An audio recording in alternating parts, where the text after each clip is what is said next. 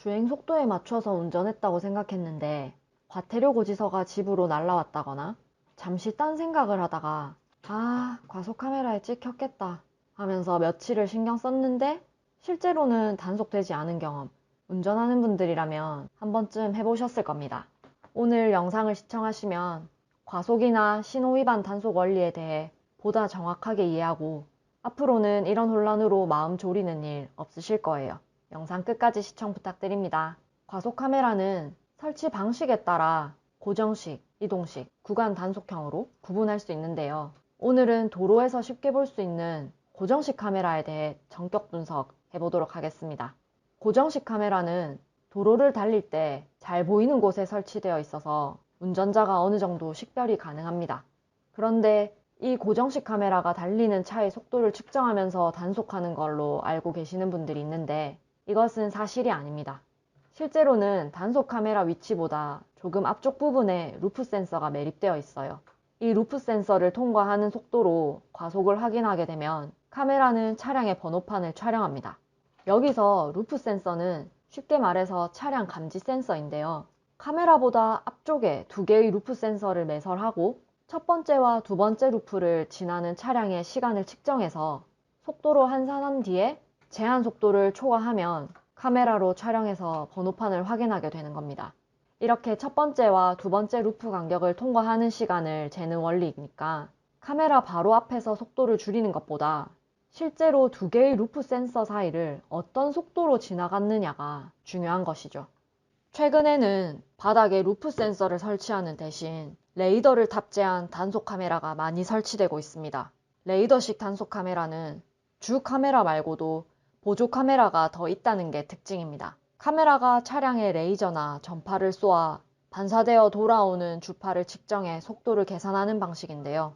한 대의 카메라로 여러 차로뿐만 아니라 갓길까지 단속이 가능하다고 합니다.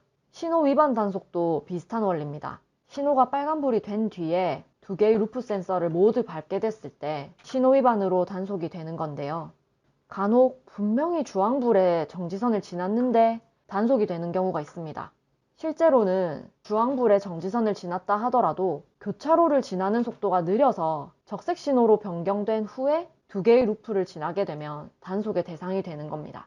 가장 안전한 것은 황색 신호를 식별했을 때 정지선에 멈추는 것이고 만약 정지선을 이미 지났을 경우에는 급정지하시는 분들도 계신데 신속하게 교차로를 지나가는 것을 안전을 위해서 추천드립니다. 신호 지시 위반의 범칙금은 승합차 7만원, 승용차 6만원이에요. 속도 위반의 경우는 규정 속도 대비 시속 20에서 40km 초과하면 신호 지시 위반과 동일하게 승합차 7만원, 승용차 6만원이고요. 속도 위반의 정도가 클수록 범칙금 역시 높아집니다.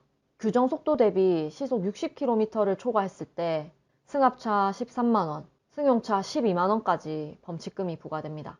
사실 운전자는 단속 카메라가 있든 없든 범칙금이 있든 없든 규정 속도를 반드시 준수해야 하고 교통규칙을 지키면서 안전운전하는 것이 가장 중요하죠. 대구일보에 따르면 과속 신호 위반의 사례가 2021년보다 2022년에 각각 50%와 74%가 늘었다고 합니다.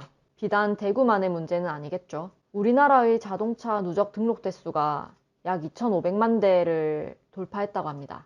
늘어난 자동차만큼이나 운전도 일상생활 일부분이 되면서 여전히 많은 운전자가 교통법규 위반을 가벼운 실수쯤으로 생각하는 경향이 있습니다. 하지만 교통법규 위반은 자신은 물론이고 타인의 생명에도 해를 입힐 수 있는 중대한 법질서 위반이기 때문에 항상 경각심을 가지고 운전해야겠습니다. 감사합니다.